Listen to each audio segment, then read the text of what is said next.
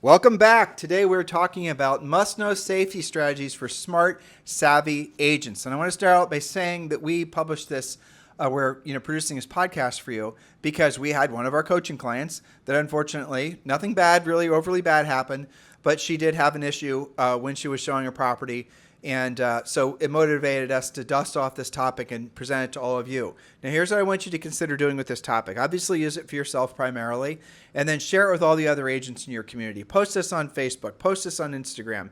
If you're a broker, if you're a team, doesn't matter. Send a link to this podcast or send a link to this video if you're watching us over on YouTube. So these are some, frankly, safety strategies that all of us should be implementing that are easily we forget about them because we're just so, busy trying to attract business and trying to go out there and, sell homes and get a sale, right? Well, we need to remember that unfortunately agents for the most part, because of all the media, because of all the branding, have put themselves as a target for some sociopath types. And we're going to talk today about essentially the things that you should be avoiding, or you need to be very careful about. If you want the notes for today's podcast, because we're not going to be able to give you the notes in the show description, but the podcast notes are always available over on harrisrealestatedaily.com, harrisrealestatedaily.com.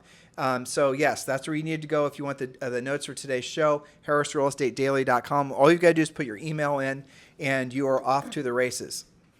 All right, so we are on to your safety strategies for smart, savvy agents, which we know all of you are. Since it is Realtor Safety Month, we want to help you to stay safe. And you do face significant risks when meeting with new clients, holding open houses, or showing properties. And in several tragic cases, real estate agents have been victims of violence while doing their jobs. Beverly Carter is probably the most famous or prominent agent from Arkansas. That story was out there a couple of years ago, kidnapped and murdered in 2014 while showing a property. We had her son on our podcast. Yeah, that's right. Her death, along with other high-profile cases such as the unsolved murder of Ashley Okland, has led to greater awareness of the dangers that realtors face. That's why we have Realtor Safety Month. So in honor of that, it's crucial to revisit critical safety practices to protect yourself and your colleagues in the field. We're going to go over there's many safety essential tips. We're not going to go through all of them, but we're going to get your brain working. Now, again, we're going to give you this information. Just go to the harrisrealestatedaily.com and subscribe. But it is very, very important that you realize that most of these issues where realtors have issues with regards to their safety is because they're frankly not taking a more formalized approach working with buyers. That is the reality. When you're not following the information we gave you yesterday with regards to the 8-step, exclusive buyer agency process, where you're not meeting with them formally, you're not getting exclusive signed, you're not following the new guidelines, you are then what Julie and I have, termed a Pop-Tart agent. We got that from Howard Brinton. Those of you in business for a while might remember Howard's Pop-Tart agent, right? The phone rings, you get a text, you get a message on Instagram, and you just pop up, like a Pop-Tart, and you go out there and show the property without knowing anything about the buyer. The days of that being it never was a good idea, a good way to conduct yourself professionally, but now you are not actually following the rules, the guidelines, dare I say the laws, with regards to formally working with the buyer to get the exclusive sign and all the things that we teach you in the ethical real estate professional designation. But the moral of the story is there are going to still be a lot of agents out there who are, not yet accepted the fact that they do have to get exclusive sign, who are still going to be Pop-Tarting. And if you read or if you listen as we present these points to you, you are going to realize that a lot of it has to do with agents is simply not being professional. That's right. A lot of the danger does come from the buyer side, right? Because think how much more typically agents know about a seller, about their house, about the neighborhood before they even show up. Jules, have you read, I'm sure it's happened, but have you read one story about a buyer or about an agent having an issue with a listing where their safety was in jeopardy? No. It's always on the buyer side. That's right, because it's been more lackadaisical on the buyer side. It's because the sociopaths out there, the nut jobs, know that they can basically call an agent. An agent's not going to pre-qualify them. An agent's going to show up to show them the property, and who knows? That's the type of thinking that was prevalent in the previous, with regards to not pre-qualifying, and those days are over. But again, we need to be drilling down on these safety points. So point number 1, Julie. And we're going to go through these fairly quickly. Number 1, never hold an open house alone. Always have somebody with you, whether it's another agent, a lender, a colleague, maybe your spouse. Follow the open house plan discussed in Premier Coaching. We drill down on that a lot. You and your partner should door knock the neighborhood before the open house to generate traffic, build rapport, and that same partner can work the open house with you, meeting people at the door with a sign-in app while you remain inside to answer questions and engage potential buyers. That's just the smart way to hold an open house. All right, point number 2. Meet new clients in public places first. Schedule your first meeting with potential buyers in a public setting like your office, ideally, a coffee shop, or a neutral meeting room. Avoid meeting at the listing right away. Whether it's your listing or anybody else's, whether it's vacant or anybody else's, you need to be meeting your new clients in public first. Well, Julie, that's making my point. So can you be meeting a buyer that you maybe just met on Facebook or whatever, just show them a property without having an exclusive signed? That's not an open house. You are acting as an exclusive buyer's agent, and you should not be meeting with them until the agency and the exclusive has been signed. So technically, point number 2 should never be happening now. Literally never be happening. And what a blessing it is that you now have a legal excuse. Exactly. Right? And remember, all agents are going to have the exclusive signed. Do I believe that all agents are actually going to be, following the new guidelines? No, I do not. Do I believe the ones that are the most successful will be? Yes, I absolutely do. Because guess what? Let's say, for example, a buyer calls on a house. The buyer agent shows up, shows the house, writes the contract, and it turns out that the seller had no intention of paying a buyer's agent commission. It's going to take some agents who are refusing or just reluctant to follow the new guidelines. It's going to take for them to learn the hard way, which is usually learning some, losing money. Sadly. Those will be very expensive lessons. That's the reason we are absolutely encouraging all of you to consider becoming members of the Ethical Real Estate Professional designation, the Exclusive Buyer Agency designation. You're going to be learning more about that as we roll that new program out. I know it's going to be an enormous success, and it's going to help every one of you get past these, I think, mooring lines that you have doing business the way you have been doing. So text the word buyer, B-U-Y-E-R, to 47372. This is the turnkey system, whether you're an individual agent or you're a huge brokerage, that you need to give your buyers, your agents, frankly, your buyer agents especially, the comfort and the confidence to go out and get exclusive signed and get back to work. Well, it's not just a designation. I think it's going to be a movement towards ethical real estate professional because you have to. You need to. This is what everybody's craving. So I'll tell you the reason I'm afraid to use words like that, and it is afraid because I don't want to deal with all of the unintended consequences of people feeling threatened by the fact that we are indeed starting a movement, because we are. We are going to start a movement. It's going to be ethical real estate professional. We're going to have specific designations under all, like there's going to be one for listing agents. There's going to be one for luxury agents. There's going to be one for buyer agents. And all these things are going to be seen as the height of, I think professionalism in real estate. Me too. And I don't want to threaten the existing aristocracy. That's the afraid part. I know. I don't want our friends at NAR to think that we're trying to do anything, because we're not. I mean, we're not. We are adding something to the industry, though, for the agents that are interested and serious about the future in their industry and their market, those that are ready to take their business to the next level. Those are the agents that we're going to attract. Yep. Not every agent's going to want to do this. Not every agent's going to want to take the pledge. Not every agent's going to want to earn, the designation. It's just a simple fact. We're looking for the best of the best. That's what ethical real estate professional designation is going to be all about. Text the word buyer, B-U-Y-E-R, to 47372. And we will then invite you to the webinar that we're going to be doing hopefully in a couple of weeks to let you know more about that program. Buyer, B-U-Y-E-R, to 47372. All right, back to our safety points. Number 3, trust your gut instincts. If something feels off, don't ignore your instincts. Always be prepared to leave an uncomfortable situation immediately. No deal is worth your safety. And that means if you're meeting with someone in the first time with the intent of meeting with them about getting the exclusive sign, if your creep radar goes off, just trust your instinct. Your intuition's almost always going to be right. That's right. So things like don't show homes after dark or unfamiliar areas. Avoid showing properties at night. Make sure you know the neighborhood before you take clients there. Do your homework on both the property and its surroundings to minimize your risk. And just so you're clear, when you're following our 8-step process, you're going to get that buyer pre-qualified. You're going to, in other words, pre-qualify them for motivation. You're going to be talking with them, asking very specific drill-down questions. Anybody who's serious about buying a home is going to answer those questions, but several of the questions have to do with their financial ability. You're going to know whether they've been to a lender. You're going to know the lender's name. You're going to have the lender's letter. If someone's giving you that level of information, you can then, guess what? Verify that they're for real. Call up the lender. Ask for a copy of the letter. Chances are at that point, you have a real buyer and not just, a lead Yeah, that's right. Okay, number 4, practice situational awareness. Now, I'm going to take a second here and highlight one of my private coaching clients, John Walkinshaw, up in Canada. He is hosting a 1-hour self-protection course for real estate professionals. He wrote to me, it's called that because self-defense starts with the awareness of what's around you and where your exits are, as well as being able to defend yourself in a potential physical confrontation. That's point number 4. Practice situational awareness. So if you're in the Ontario, Canada area, maybe you go to John's event. I think it's a great networking event for his fellow agents as well. So situational awareness, that means always being mindful of your surroundings and assessing the potential risks. For example, when you arrive at a property for a showing, take a moment to observe the area. Are there people loitering nearby? Is the street well lit? Are there any strange cars parked that weren't there before? Practicing situational awareness means being alert to anything that seems unusual or out of place and adjusting your actions. It's okay to leave immediately or call for backup if something feels weird to you. All right, point number 5.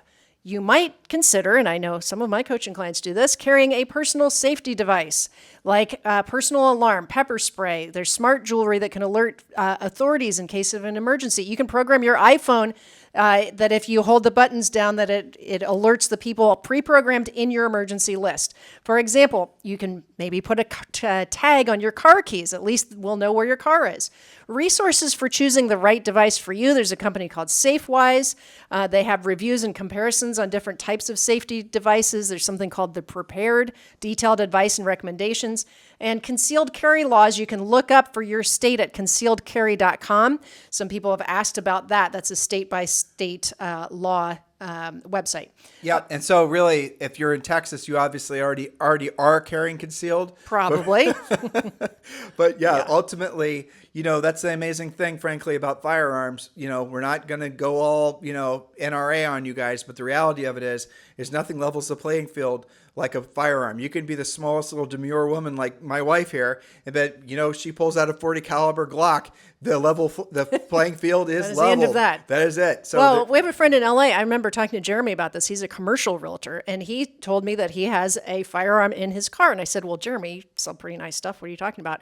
He said, "Well, I work all over LA, and I never know if I'm going to get stopped on the freeway, if the lights are going to stop working, if something weird happens. I'm just going to be prepared." And I think that's smart. It totally is. Okay, so there's also safety apps. That's point number 6. Safety apps provide real-time tracking, alerts, and emergency communication. Forewarn is probably one of my favorite ones. I know our coaches use this, my coaching clients use this as well, and some of your MLSs have Forewarn for free embedded. It's not expensive, but you can use it through your MLS. The gist of it is when you get a new client or a new prospective client, you drop their phone number into it, and it gives you a background check on them, just as much information as will pull up. You can use just an address. It does lots of cross-referencing, and it'll pull up. It's not specific to real estate. It's lots of different companies and individuals use Forewarn. It's Forewarn. They'll tell you if they have any felonies. I had a coaching client tell me that she was showing $1 million plus property, and she's in Louisiana, so this is a big property, right? Lots of outbuildings, lots of acreage, and she got the creeps from somebody because she was doing the pre-qualification while she was walking around. Which is not following our rules. Not following our rules, okay, but she's all excited, just like the Pop-Tart agent story, all excited to show this property, wants to sell it, of course. She's doing some of their pre-qual, and the husband and wife had answers that were different from each other. And she started thinking, that's a little unusual. I wonder who these people really are. Runs them through Forewarn and finds out that they both have felonies. One of them is passing bad checks. They had all this sketch history. And when she called to follow up after that second showing, she was completely ghosted by them. Well, there's a better story that you have than that. Yeah. Well, remind me. There was a neighbor, somebody that moved to our community, and they were acting abnormally. You tell the rest of the story. You mean here, the one that I told you about? Yeah. Okay, yeah. I'm trying to remember. There were so many little stories that center on this couple that had moved here. And we're all pretty tight-knit community, and people were comparing notes. Like, does this seem a little bit off to you? Well, they had a birthday party, and some kid got a concussion. Some kid got a concussion, and then they wanted to go after that family, and it was all this back and forth. They were new. Nobody knew who they were. Anyway, as it turns out, they were using aliases. One of my friends figured that out, and it wasn't just one alias. It was several aliases. They had a huge history of moving. And essentially, people figured they were sketch enough that, let's just say, they no longer live here because the community kind of ran them out. Forewarn, and there's one called Real Safe Agent that allows tracking and emergency calls. Be Safe, the letter B, Safe, shares your location and triggers an SOS alarm if necessary. So these are different things. Those are to track where you are. Forewarn is a background check. So a smart agent, and this is why the MLSs have Forewarn embedded in it, is you get a new buyer, you don't know them from anybody, right? It's not your cousin, it's not a past client. Maybe they called on one of your listings or whatever, or worse, an internet lead. And what are you going to do? Just go show a vacant property? Run them through Forewarn first, not to mention all of the other 8 steps we covered on yesterday's show. Well, everyone's iPhone comes with Find My, right? Yes. So activate Find My, have everyone, the people that are looking after you basically have your phone on their Find My. And so people can know where you are. And then if you're showing something, if you get the creeps, there's a couple techniques that should be obvious to everyone, but you can literally have a phone call going on while you're meeting somebody, and you can just be talking to the person, so the person on the other end of the phone is listening and knowing whether or not you're in good shape, bad shape, and they'll know exactly where you are. I mean, I don't want you guys to get super paranoid, but at the same time, to Julie's earlier point, you got to be situationally aware. Yes. Nowadays, when was the last time you guys walked through a major, a place where there's a ton of people? How many people are looking down at their phones? Everybody is, right? They're all zombies. We all become cyborgs, and the phones have become an extension of our bodies. People are not situationally aware. They don't know what's happening, whether or not someone's like sizing them up. Those types of things happen all the time. We are over in Europe in the summer, and we saw that happening all over the place. Julie and I actually practiced something called being situationally aware. When we lived in Georgetown, Texas, we had some friends that were ex-Special Forces guys, and we noticed their behavior was not normal. Their heads were always on a swivel. If you guys heard that was lightning. Yes, and proof that it's live. And our dog barking, right? Yeah, that's exactly. Right. And their heads were always on a swivel, and they had very similar characteristics, especially when we'd go to different. They would always put themselves in a corner. They'd always be looking around. They always had their hands out of their pockets. They were never putting their heads down. They just were trained to always be looking around and being situationally aware. And yet so many of us aren't. Bad guys look for that. Yeah, just be smart. I mean, I can tell you who the parents in our kids' school work for the FBI and Homeland Security. And they are, if you look at how they interact, you're right. They are more frosty than the average person. But there's being situationally aware in person, but there's also situationally aware online. You got to be changing your passwords all the time. You have to be doing all kinds of little different things, assuming that, it's like, for example, if you're walking around in an airport and you use the public Wi-Fi that most airports have, and there are tons of instances of this happening, someone can get into your phone through that public Wi-Fi because you've logged into it. And if you don't have really good passwords, they can hack your stuff. And there's now really amazing apps that are out there that the bad guys have on their phones or their whatevers that are designed to hack into your phone, looking for passwords for all kinds of different access points. But remember, you're using your phone. It's already unlocked. So they don't have to try to guess your password. They're now seeing what you're doing. They can, I want you to be paranoid is what I'm trying to say, because it's going to force you to be more situationally aware, which might avoid you, walking into or, virtually having an experience that changes your life adversely. So point number 7, we already talked about, tell someone where you're going, always inform a friend or a colleague. Really, if you get to the essence of it, don't be a Pop-Tart agent. Follow a formalized process. Every single buyer has to be, you guys hear that? There it goes again. I think our dog's louder than the thunder, though. We may wrap up early. I don't know. Every single buyer has to be, Max. Julie, could you make Max feel better? Max, our jumbo French bulldog, is having an episode. Okay, take him. Yeah, we let him go to our office today. Max, you blew it. It's no longer take your dog to work day.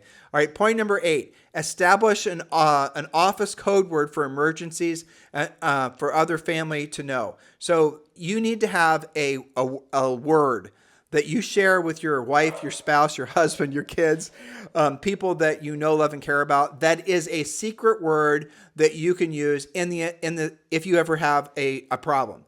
And it doesn't have to be a word which would be weird to say. You could just simply say something like, for example, if I ever, one of the code words, this isn't one for us, but I might call Julie, I might call her Julianne. And so she knows Julianne is somehow me trying to trigger to her. that's her middle name, that somehow there's some issue, right?